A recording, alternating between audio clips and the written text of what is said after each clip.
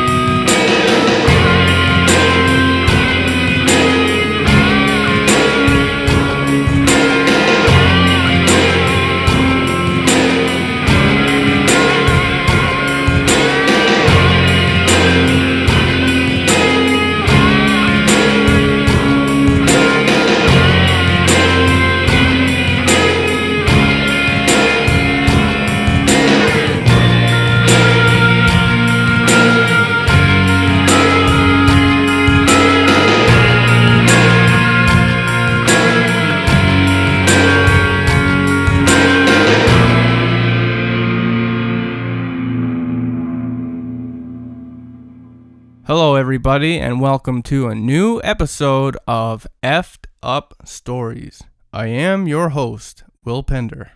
And I am your co-host, Ryan Sharp. And tonight we are continuing our near-death experience week. And before we jump into that, I do have something that I want to say. This, you may have recalled, we had a podcast with a gentleman by the name of Terry Acosta. It was on Native American cryptids. He had amazing stories there. Actually, I had noticed one day that he had submitted several very interesting stories, and it led me to contact him to, get him on the show, and he did, and he even had news stories for the show, and still one of my personal favorites. And I had learned today that Terry had just passed away. And he was an avid listener, great fan, and I'm saddened to hear it. And I'd just like to, basically say that we are dedicating this episode to Terry. And if any of you have any, well wishes or thoughts, you can drop them in the comments, or just direct good vibrations towards his family. And And with that said, we'll just jump into the podcast from here. So this is on near-death experiences, and this particular episode is more on the elements of a near-death experience, what it consists of, commonalities and parallels that all people from all walks of life seem to experience. And the second part is going to be stories. In fact, there's two that I found that I wanted to share that were very interesting, very harrowing, and the third one is a user submitted story that just came into me last night.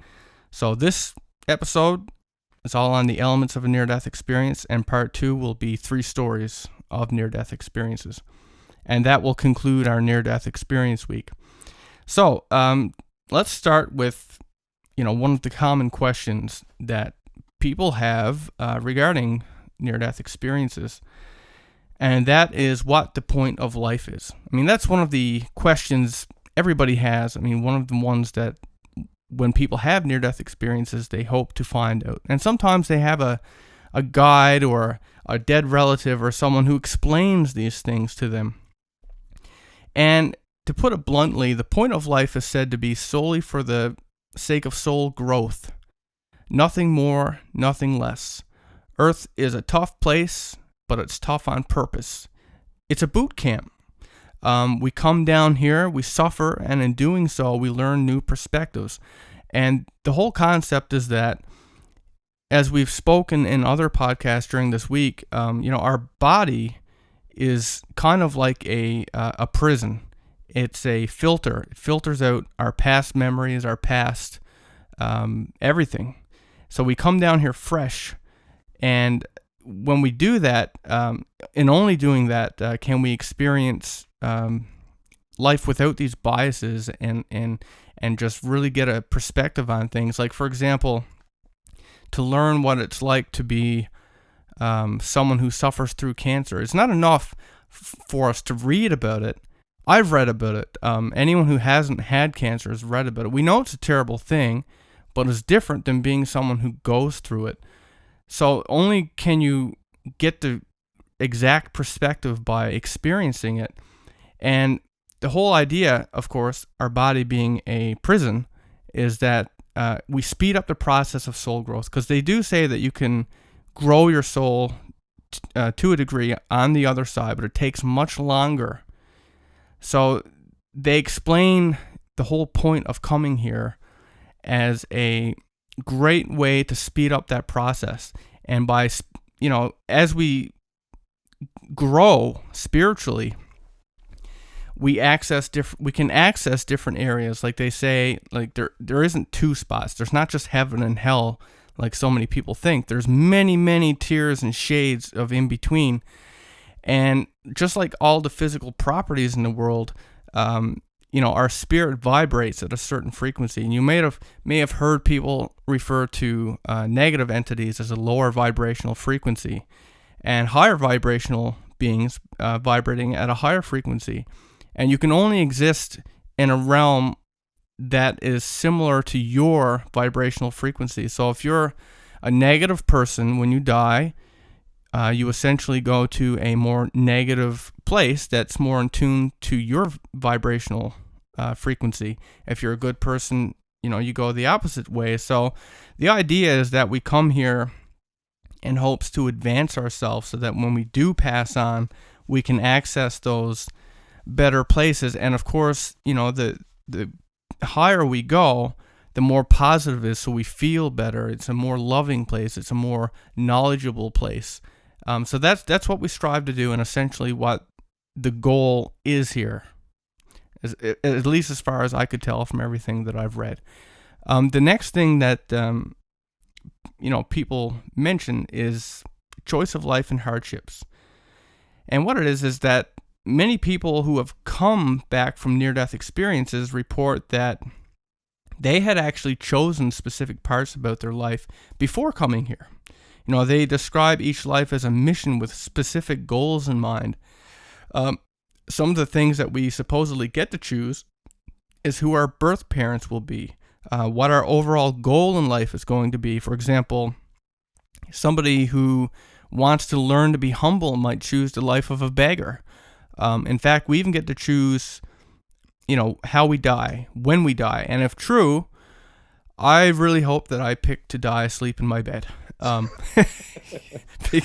when it comes to this, of course, I have trouble believing in any one thing, right? I mean, I definitely believe that all these things are possible, but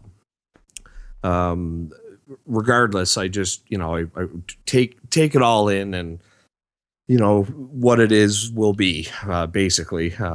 But, this isn't something that we just hear from experiencers of near death. We also see it or hear these same lines coming out of hypnotic regression. People regress so far back that they're start recounting their birth, and then they're regressed even further to before their birth.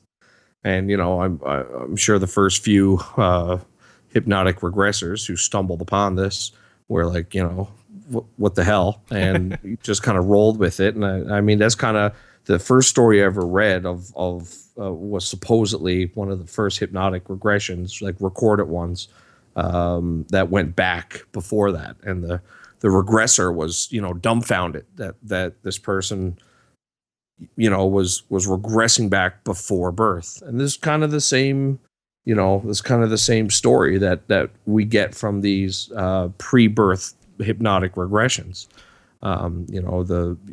You tend to pick your family, you tend to pick your friends, and generally speaking, through the multiple lives, your multiple incarnations, you kind of stick with a certain crew, and in one life, it's your best friend. In the next life, your best friend's your brother. In your next life, that your brother best friend becomes a close teacher or something. So you end up playing these different roles in each other's lives, and it seems to not just be an individual quest, but also a group journey as well, to a degree, and that from time to time new characters are added to the narrative, if to use the illusion. I've read that same thing. The whole group of the people that you're always with them in different capacities in different lives. Yeah, so everybody's playing a different part, and so it's not just it appears to not just be a solo venture. I mean, if this theory is correct, and I mean, all we have to go off of in this stuff is anecdotal evidence, just stories, tales that people tell. But I mean, that's how we got to where we are, right? I mean, we're storytelling creatures. We've only been recording stuff down on paper and empirically for a very short period of time, and I can't prove everything, right? The beautiful thing about this is that and even what I have here, it's not like one person's belief. And I'm kind of like you. I kind of allow for multiple different possibilities, but this is the general, I guess, when thousands and thousands and thousands of stories are put together, this is the general belief system that comes from it, the composite of all those experiences. And, I'm kind of like you in that, again, like I don't know what actually happens, but many of these elements, and not just one place. I mean, there's a lot of nonprofit scientific sites that have been cataloging thousands of these experiences and just looking for the average story, what makes sense. I mean, obviously there's not many stories like the Urbis one that we did yesterday. Yeah.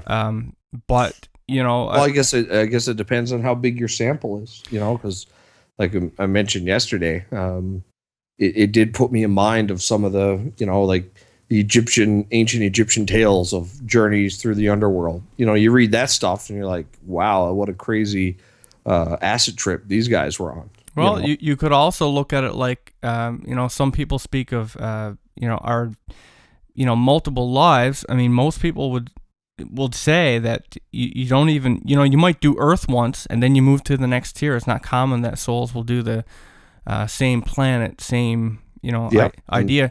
That's a common one. Right. And, I guess we always have to leave open for the possibility. And, even though there's these pretty large samples of stories that we can kind of take the general themes from and, create a narrative that way.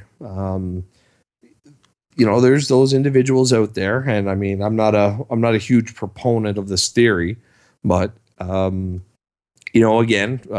anything's possible. The idea that there is an advanced intelligence forcing us into reincarnation over and over and over again. Oh, the Archon thing. Well, yeah, there's the Archons, and the whole idea that they're we're not able to really ascend. They're causing the amnesia, so we don't remember anything, and we just make all the same mistakes over and over and over again. Some people do better the second, third, or 300th time, but regardless, the fact that we can't leave means that a lot of this negative energy is created. Because we're not able to remember any of the lessons from one to the next. So how do you grow? I've seen that argument made that what sense does it make to forget everything from life to life? Because your super self has the information, but your super self isn't down here. It's this amnesic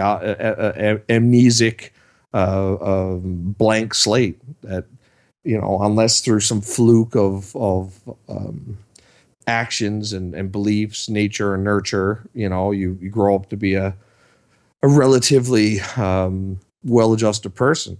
Well, maybe the idea is if they make you, they put you in such a terrible place, whether you want to call that society or just what our world's become, and you're just the right vibrational frequency of mediocre, we'll say, perhaps you do come back to Earth to repeat the whole process, and they can feed off of it and ad nauseum if they could, but ad infinitum, ad nauseum. Yeah. But of course, I always like to point out, though, when it comes to, we think of things, we're like, it ain't so bad here. We're comfortable and, but now most of you listening to this are in North America, United States, Canada. We have European and Australian listeners as well. Mostly from developed, relatively peaceful nations. The majority of the world lives in abject fucking poverty, and large sections of it are constantly plagued by war and plagues, disease and famine. And here, you look at the window and listen, it's crickets. Other parts of the world, it's just the constant rattle of gunfire and all that jazz, right? So, we're very lucky to be where we are for sure. But I can't help but think whenever I come across that theory, it's not something that I research all the time, but whenever I come across somebody spouting off about that theory, that's what it always puts me in the mind of, because at first, when you first think of it, you're like, well, it's not that negative here. But then, you got to look at the planet as a whole. The largest population centers on the planet suffer some of the worst conditions. And we all have apparently different, objectives, and we've all apparently picked different lives. Like, and I've heard that, people who have harder lives are thus rewarded higher on the other end, right? They're taking on a bigger adventure, and thus the gains have to balance out, to equal measure, right? And, the other thing we're meant to learn here, and I've heard this as well, we have a hard time getting along with people our same race, color, and religion, let alone, people of different race and religion and stuff. And then, on the other side, we're supposed to be able to get along with other creatures from different planets, alien creatures. Like, how can we manage that if we can't even get along with our own kind, right? So part of the lesson here is also to be put into, to have a variety of people and to learn to live with people who are different and just get into that harmonized relationship, because, in the upper tiers of I guess the better realms, that's expected of you, apparently. And I'm just saying this from like what I've read, but it makes sense, right? And so, that's something that we have to work on here. So would that be an idea like, here on the material realm, all these different species are, all these different intelligent species are separated by planets, and an almost insurmountable amount of unsurvivable distance. And then in the higher realms, every there's no separate planets. Everyone's mixed. That's the idea. In fact, they also say that, like how you mentioned before, like how we travel through lives in groups, right? Well, I've heard near-death experiences where someone had been there and looking at their life review and what's going to happen if they don't go back and stuff. And one of them had like a kid, and she saw what was going to happen to this kid, or her kid, if she didn't go back. And if she didn't go back, he wasn't going to be able to complete his mission here on Earth, and she got to feel the emotion that he had about not being able to complete that, and just the really, really deep depression. And because life is a gift, right? Like, it's a very precious, rare gift. You probably don't get a whole lot of chances, and he was going to not be able to succeed in his mission here had she stayed there, because you're always given a choice. Do you want to go back or stay? Well, not always, but you often, unless you're decapitated. But often you hear of people getting a choice, and most people, almost all people, want to stay initially. And once she was, they're always showing like what's going to happen if they don't. And in her case, when she saw that, she just had to come back. She felt so guilty. And the whole idea being that, like, we do have a mission here, but it's not just on us. Like, sometimes there's other people with us in that mission that play a part in whether or not we're going to have, whether we're going to succeed. Like, for example, let's just say, Ryan, that I came across you, and I didn't know you. You were a stranger. You were in a cafe somewhere. You were really down on your luck, and you were contemplating suicide or something like that. And I'm a stranger, and I walk in, and somehow we get to talking.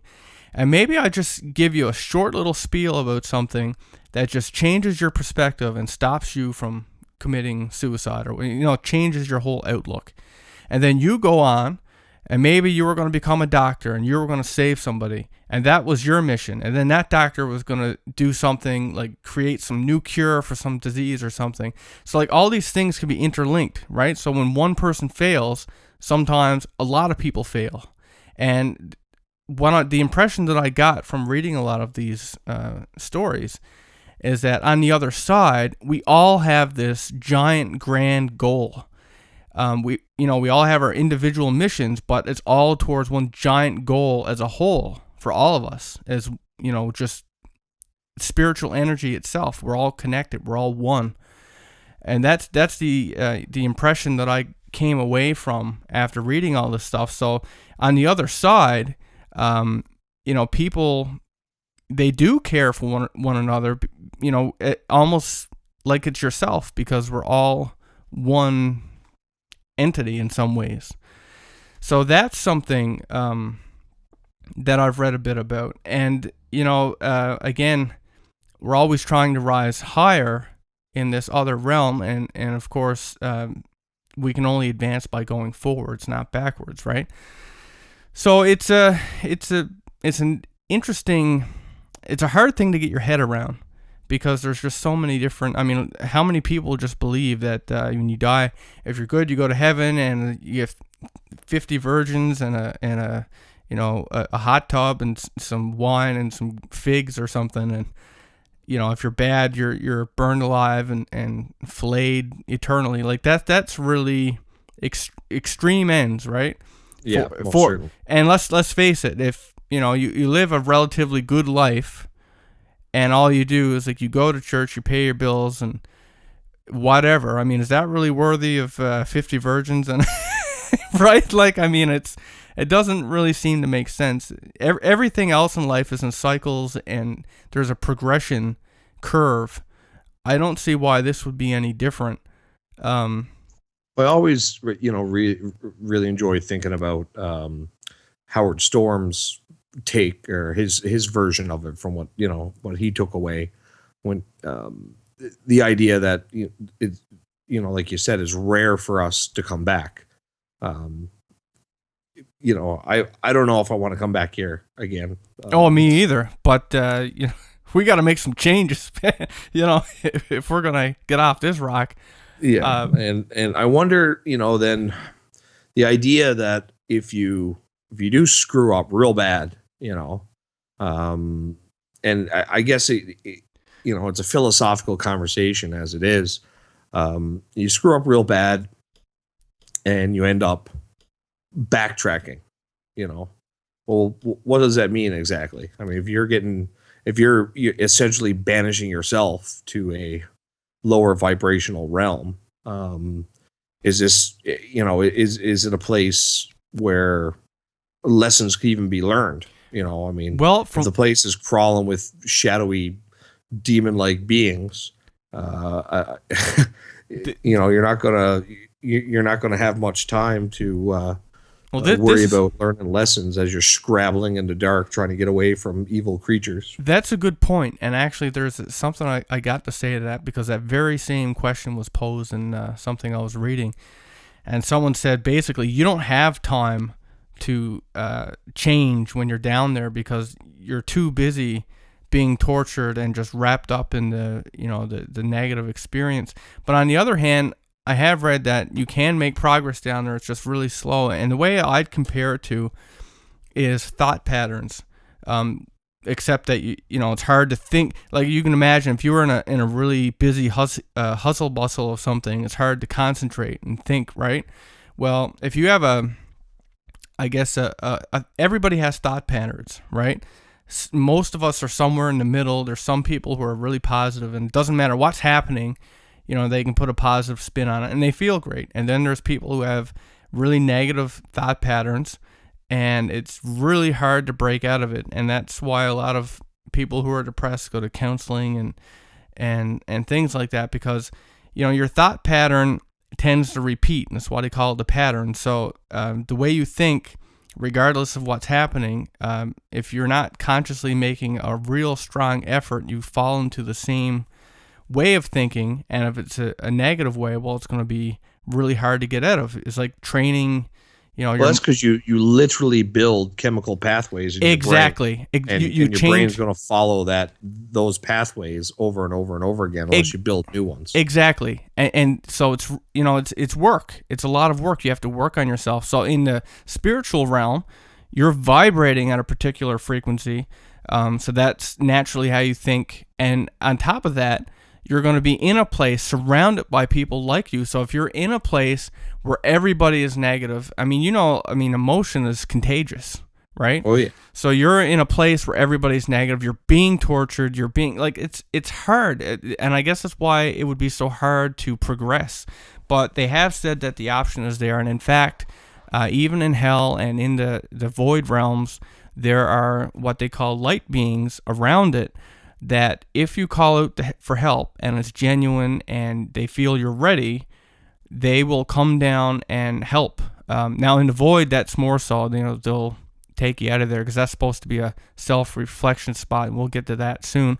But I'm not sure exactly what it means in hell, but I have read that you can get out of there, and the only one holding you there is yourself. Like, you know, hell is your own thought patterns, right? So if you're a really nasty, negative person, then you're manifesting regardless, you're manifesting your world around you, and that's what you're gonna. So what dreams may come style?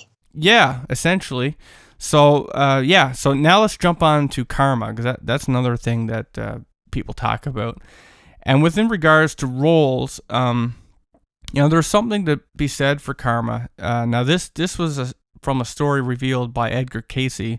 This is the one that, not the same one, but I mentioned him in our last podcast.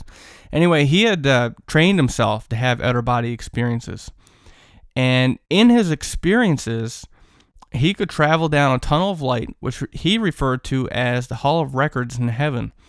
And anyway, one day there was a woman who was about to have this really risky operation. And she went to Cayce for advice on whether or not she should have this procedure. So Cayce went and he had one of these outer-body experiences, and he consulted the Hall of Records.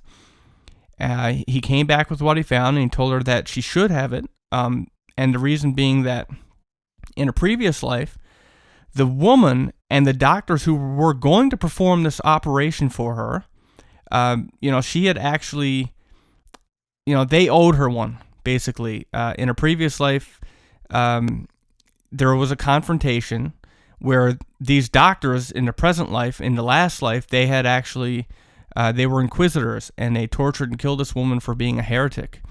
And in this current life, it was the doctors, like, for redemption, they were meant to save her life, to pay back this karmic debt. So the woman took the advice, and the surgery actually worked out perfectly. Right, just as Edgar Cayce had predicted. So that, that's an interesting thing. The Hall of Records is something that's been mentioned by a couple of people. In fact, another thing about the Hall of Records is that, say you're an atheist, right? And I don't even believe that all atheists go to hell. I mean, I think if you're a good person, I don't think it matters anyway. You're going to go to where your vibrational, frequency is most catered to. And anyway, there's lots of people, a lot of these stories come from people who have a near-death experience and are given tours, right? Like, this is where the suicides go, this is where these people go, this is where the atheists go. And that's essentially where this story came from. But I can't remember if it was a man or woman, but they were given a tour, and there were all these atheists who were in this great library. There was all kinds of knowledge, like everybody was studying constantly, and the idea being that they weren't spiritually evolved enough yet for God, but they were on the path of enlightenment, and they were doing everything they could to further advance themselves, and that's the stage that they were at. So they weren't in a bad place, but they were, even on the other side, they were further trying to advance themselves. So, that's another case mentioning the Hall of Records. Yeah. See, this is where parts of these experiences kind of break down for me, because I have a serious problem with the idea that because I don't believe in, what is essentially a fairy tale, because there's no, it's as believable and as unbelievable as any other kind of myth you've ever heard.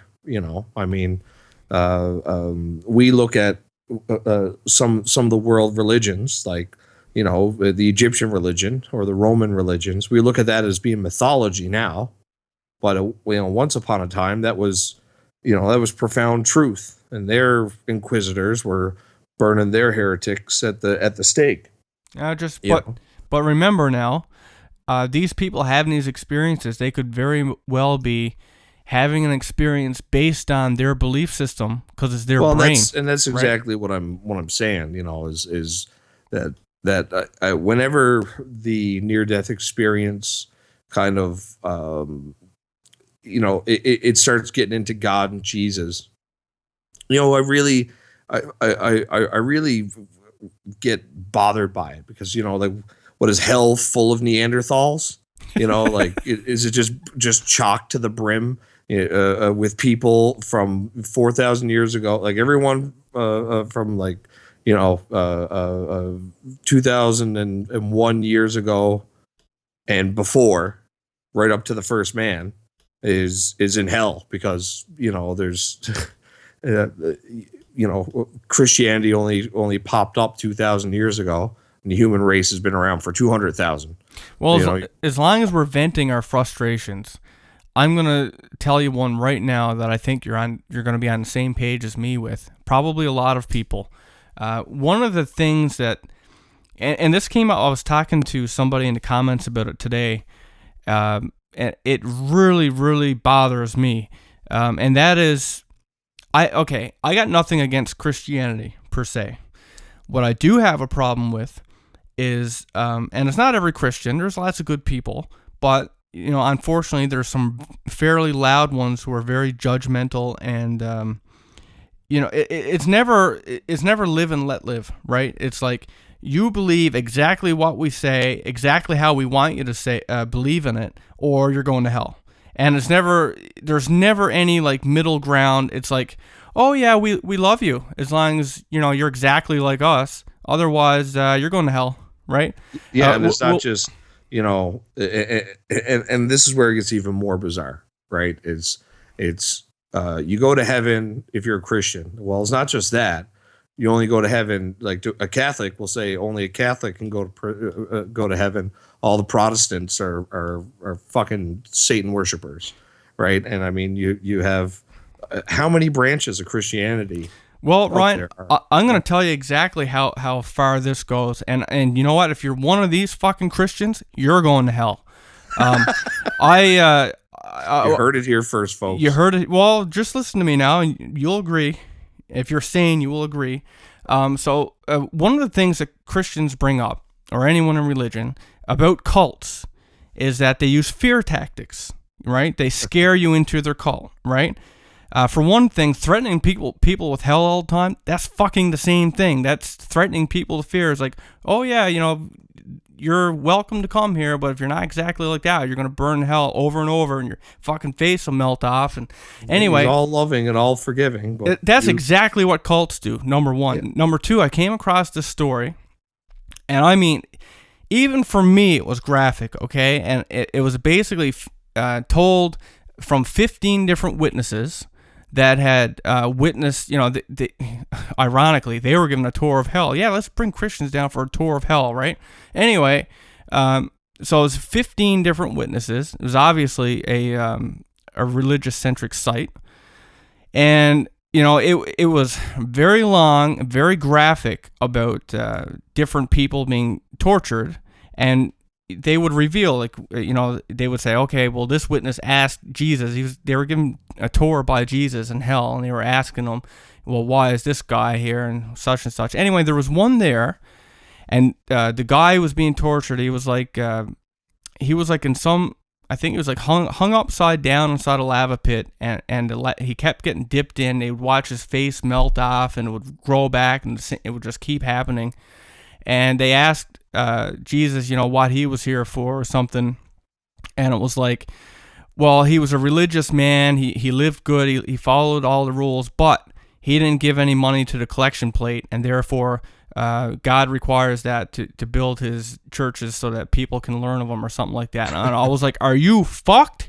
Like, I'm sorry, but if that's your fucking God, I want no part of it, right? I mean, honestly, if you'd fucking put someone down there for eternity to fucking be tortured because they didn't give their fucking money in a church, like, are you kidding? Like, that makes me mad. It's like God's a mob boss. If you don't pay your extortion, well, that's exactly it. And the lava boots for you. And some woman was mentioning it, and she said, it's just like the bully at school for your lunch money, right? It's like, oh yeah, as long as you give me your lunch money, I won't pick on you or beat you up. But fuck, what is that?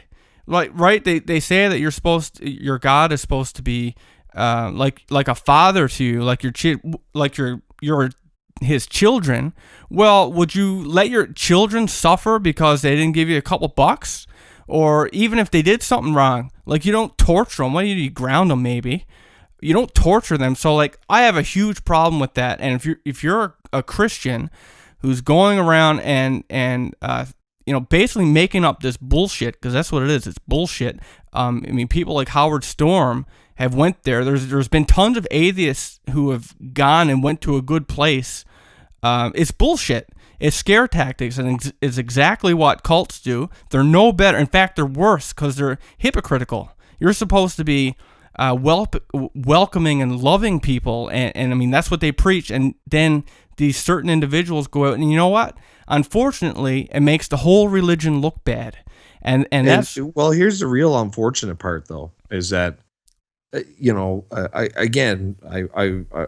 want this to come off at all as a Christian bashing podcast, because it really isn't. I mean, we're just talking about the different issues that are connected. It's not Christianity. It's certain people. Well, the problem is, though, is that a lot of these beliefs are what is preached. That is what's in the book in a lot of cases, right? I mean, it's if you fool with spirits or necromancy, hell. If you do this, hell. If you do that, hell. I mean, it's written right in there. So, I mean, on one hand, for you and me, it'd be common sense to say, well, if you're preaching that he's all loving and all forgiving and blah, blah, blah, then you got to be able to reason out that this is bullshit. But, let's face it, a lot of these people have been indoctrinated with this from birth, from their holy book that states a lot of these things categorically. Maybe not in the graphic detail that was on that website, but it more or less paints that exact picture. Well, now, I don't believe that any more than you do, but unfortunately, that's what's in the official handbook. Well, here's the thing, though, and I was speaking to somebody. Actually, somebody wrote to me the other day and said that it was obvious that we didn't know anything about the Bible based on what we get that, right? We're going to get that because we're not definitely not of a popular opinion. But anyway, I went and I pointed out a couple things, and you can Google this if you like. But there are several stories, in particular from the Garden of Eden times, that as they are in the Bible now, were actually translated from old stories that were. It was like 2500 BC in like I think it was Egypt and somewhere else that were buried. They found them in these capsules, and it was artwork. Well, like the Noah's Ark stories coming out of the. They found it on the Sumerian cuneiform tablets from thousands of years before it was ever written in the Bible. Well, here's the interesting thing, is that a lot of these stories were translated by people's, the people who were translating. What they had to work with was artworks. It was a picture.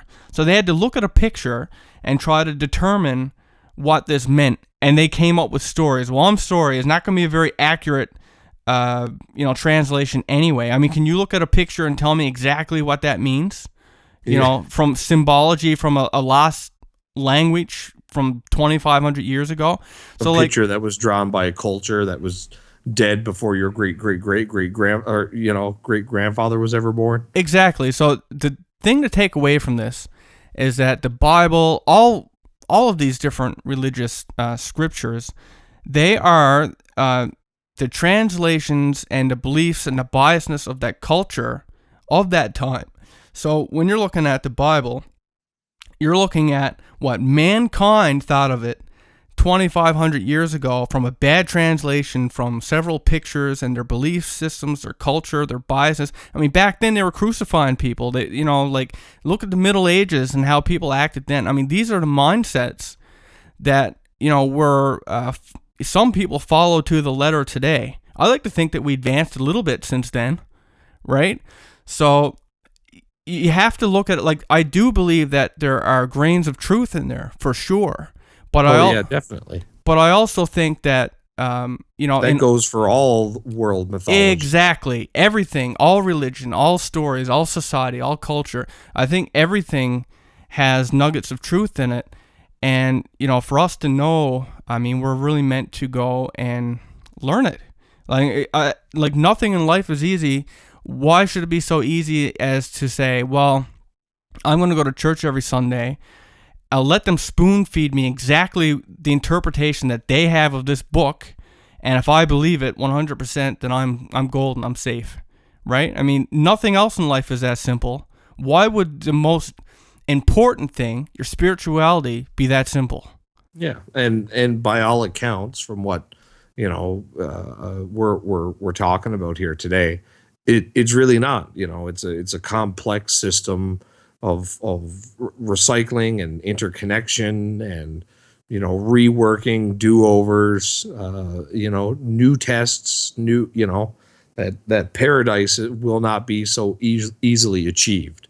No, there are greater tests to be passed. And just to clarify again, I have no problems with Christianity or anything like that. I just find it really offensive when people go out and purposely throw scare tactics like that at people who are probably only looking there because they're scared in the first place, and they're trying to find some kind of security or some kind of hope or whatever, and they go there and find these basically threats. That's what it feels like to me, is a threat, right? I mean, it's really nasty is what I think. But anyway, moving on from that, because this has already gotten pretty polarizing, I think.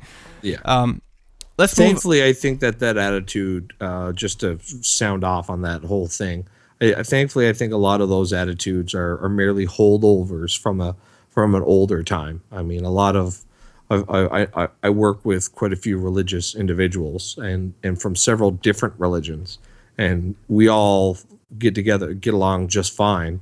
With a very much, thankfully, very much live and let live, attitude. When you have a Christian, a Muslim, and an atheist that can stand around and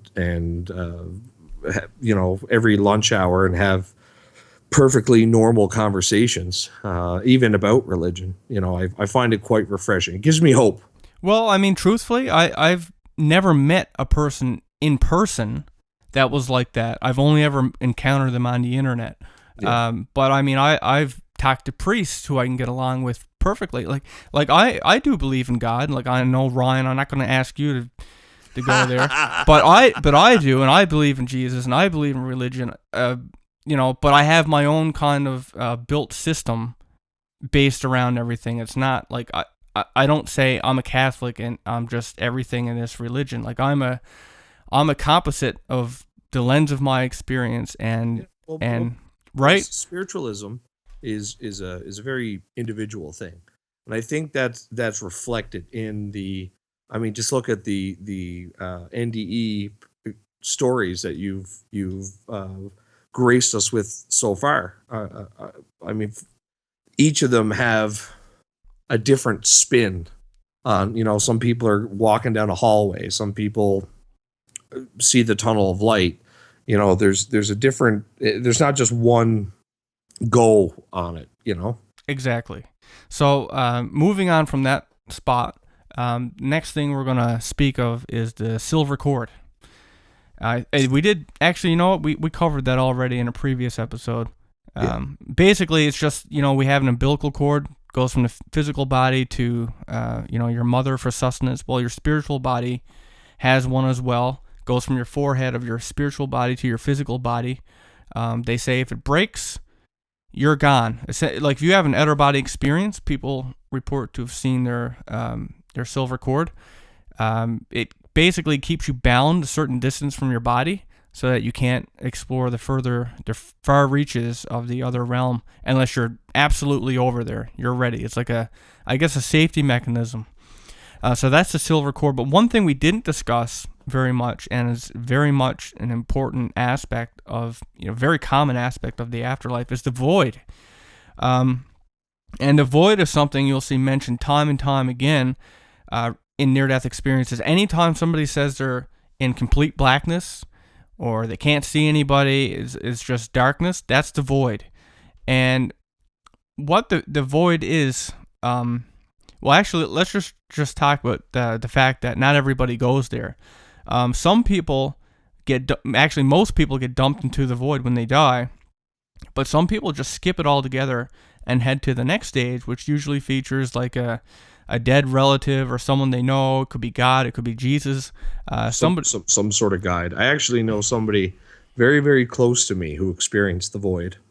Okay. Yeah, I do. I know who you're talking about. I'm not going to say her name, but I know who you're talking about. So the thing, why do they call it the void? What is it about? Well, the void is exactly what it sounds like. It's a realm of complete darkness and emptiness where the only thing that exists is a person's thoughts and emotions.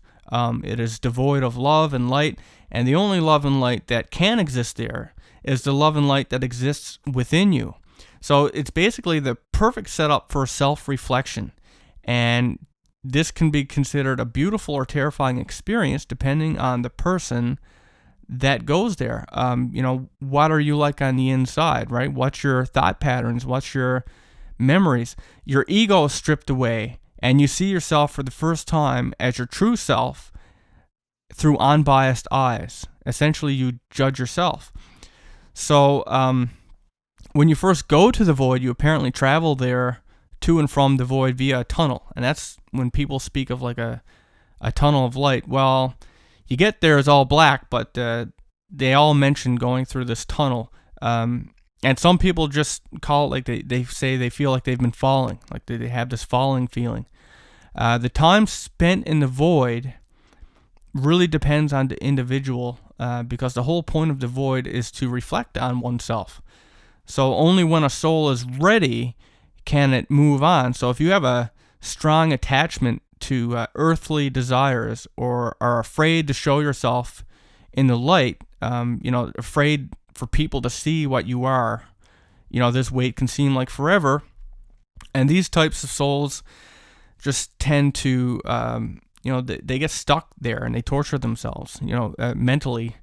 Well, you don't have a brain, but it's the same thing. You think and you kind of, you swim in your thoughts. And some of these souls are said to, if they stick there, if they're stuck there and they're in torment, they're said to sometimes reincarnate rather than move on so that they can try again.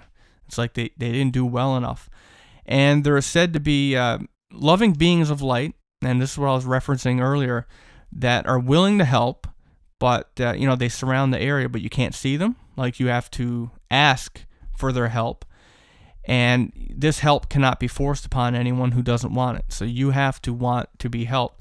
Many such people have asked for help because they are terrified in the void, and either one of these light beings, God or Jesus, will come and then whisk them away. And then step 2 begins, where you have that guide who gives you a tour and explains to you all the what life is, what death is, any questions you have, that kind of thing.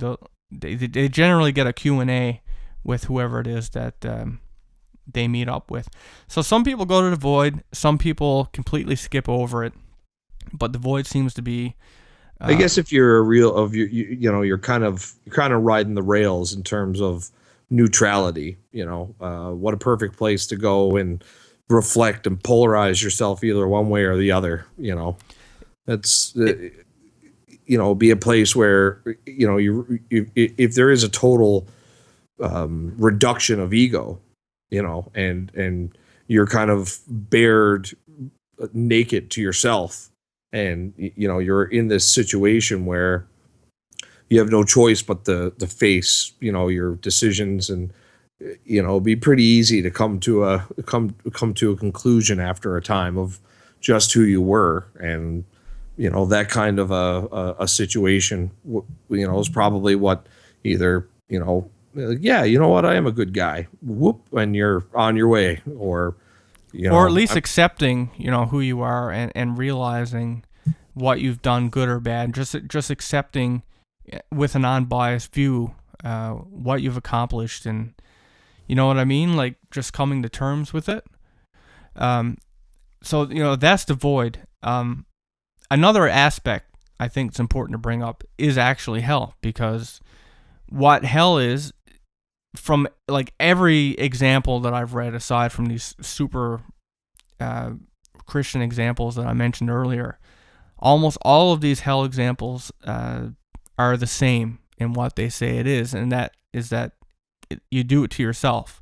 So you'll read a lot of these stories where the what they describe hell as is different. It's kind of unique to the individual, not unlike everything else. Some you're going to hear of pits of fire with the tormenting of beasts, but you also read a lot of stories that refer to hell as a state of mind. Basically, your own inner thoughts are manifested. It's kind of like the void, except in the void, you don't actually manifest anything. You just feel your emotions.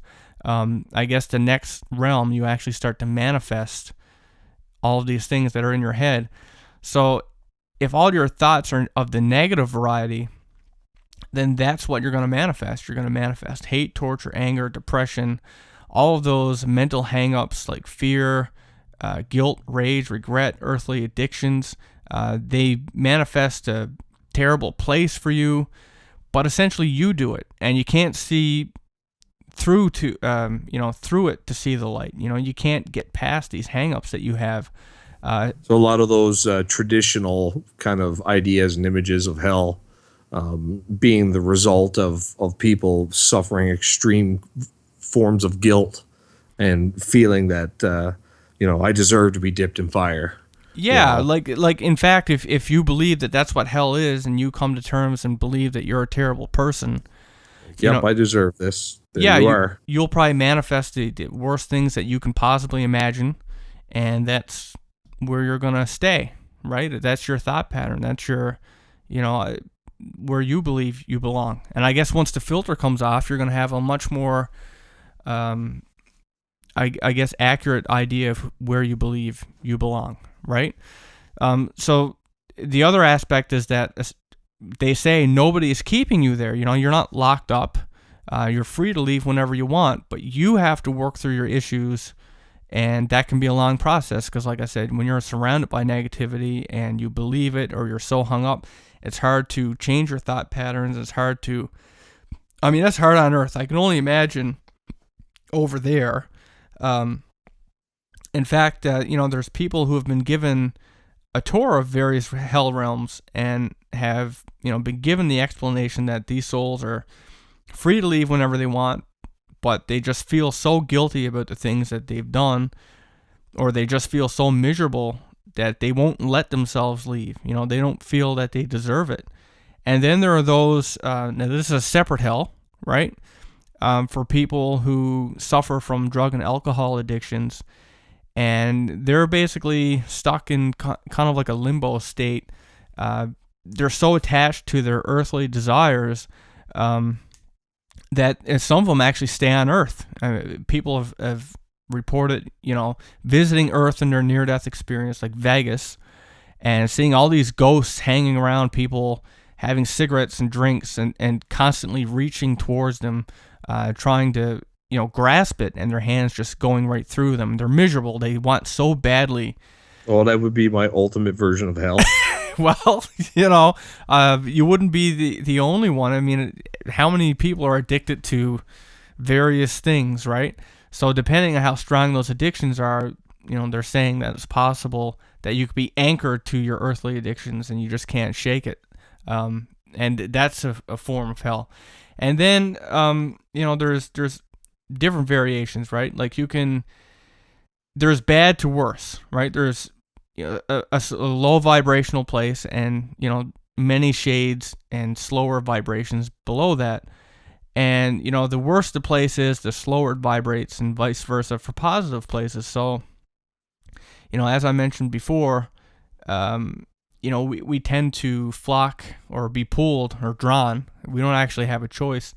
We're brought to where we most best match up with, right? And like, to me, it's such a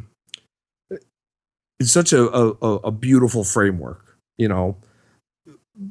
The whole idea, like you look at any of the religions on planet Earth over the last few thousand years, you know, they all have these very anthropomorphized settings. You know, hell is like the worst kind of torture chamber.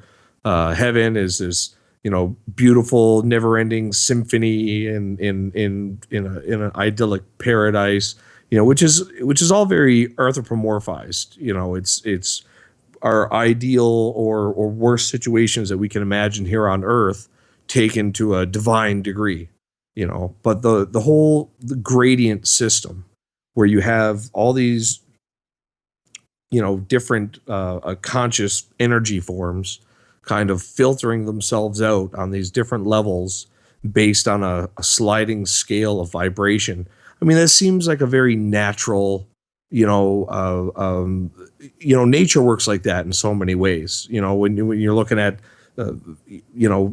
just any kind of a medium, you know, you pour a bunch of different types of sand into a jar of water and stir it up, and you let it, you know, just let it sort itself out. You know, you'll see these very defined different layers as everything settles at different rates and kind of separates itself to where, you know, and there seems to be a very natural process in this whole theory of the afterlife where, and I, you know, that seems like a very beautiful thing. It's almost scientific, you know, and it makes sense. It's a logical structure for such a system, you know, and it also offers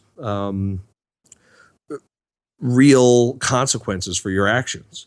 You know, it's like, well, if you live in a negative state of mind, doing, you know, negative things and bringing more negativity into the world, you know, that's where you're going to be drawn to when you pass into the next reality. And that doesn't mean that you're stuck there forever. It just, how far down determines how long it's going to take you to kind of work through your shit, as it were. You know, maybe the higher ups can do it in 10 or 15 Earth years, and people further down take a few thousand to kind of figure it up and work their way up the ladder, as it were. So you're never stuck. You're never, you know, but there are true consequences, and it all revolves around, you know, learning lessons and you know, moving yourself up that vibrational ladder. And it seems like such an elegant system, I guess, that, you know, it's one of the few, you know, I always say that I believe in nothing, but I allow for the existence of everything. You know, it's one of the few things that, though I can never bring myself to say I believe that that's the way it is, that I feel strongly that's a good contender. You know, Me because too. it is so elegant. Yep. It sounds right. Like, if we look at everything that we know on Earth and how it works and how systems work, where plants decide to grow, where animals decide to live, where, everything just has this natural state where they settle. And it just makes sense that, our spirit would do the same thing, right? It would just be drawn that way. And of course, the very last thing on my list to check off here with this podcast, only a little small note, but it's on time. You just mentioned how you could have 50, it could be 15 Earth years, it could be 20, it could be 100, it could be 1,000, and it could certainly feel that way. But time is said to lose all meaning in the spiritual realm, and this comes from like practically every near-death experience. But they say like the past, the present, the future exist all at once, and spirits can jump to any notch in that timeline when they wish. And you will just hear this explained like it's somehow you're able to be in the past, the present, and the future all at the same time. Like everything is accessible, everything is possible, and it's a hard thing for us to get our heads around, especially because for us everything is cycled, it's linear. Well, yeah, we're stuck in a stream of time moving ever forward, but all of existence, at least the material realm, it might exist as one vast cloud, and it's something that can be, if you have access to higher dimensions of time, would be accessible at any point from the big bang until the big freeze or whatever the hell happens at the end of the material universe. And it's such an interesting philosophical and scientific question, and spiritual question, the idea of time. Obviously there must be some sort of passage of time or understanding of time, because if not, then why would our super selves, as it were, be interested in coming down here and learning lessons faster? Well, exactly, right? I guess time is such a, even if time doesn't exist, it must take a really long time to progress. Yeah. If you're not, and I guess the whole idea is that when you're in this body, all of your thoughts and memories and biasness is gone. So you learn from a fresh perspective, and I guess that just makes all the difference, right? The other implication of this idea, if it is true, that it means at every point of existence, everything that's ever existed since the Big Bang until the end of this particular universe, all exists as one single experience. It's like one enormous 3-dimensional painting that has every nanosecond, every picosecond from the Big Bang until the end of time painted into it. Must be one hell of a hard drive that stores that. Well, and that'll be a future podcast, the holographic universe. Yeah. But if it is accessible by these upper, by higher vibrational beings, or beings that are able to access multi-dimensional time, then let's face it, we can't even conceive of anything higher than 2-dimensional time, because it's either forward or backwards, right? And stopping, and the present is wherever you stop. But if they're able to access any point along the timeline, that means that everything that ever has happened or ever will happen exists simultaneously, and that's a tough one to get the old noodle around. But the best kind of image that I'm able to come up with in my head, because of course that's a theme that's popped up over and over and over again in all kinds of different stories, the idea of everything existing simultaneously. is the idea of every moment of all time, of all existence, being like one massive three-dimensional painting that you can insert yourself into anywhere at any time. Other than that, I can't really, how do you wrap your head around that? Well, we can't. I know I can't. So, with that said, that concludes this podcast. We got one more, and that one's going to be near-death experience stories. There's going to be 3 of them. 2 of them are researched, and one of them is a user submission that came in just yesterday. So we will get that one to you tomorrow. And again, this podcast is dedicated to our fan who just passed away, Terry Acosta. And it's for that reason, actually. I'm not asking you guys to submit stories. I'm just kind of leaving it on that note. And we hope you'll tune in next time. Good night, everybody.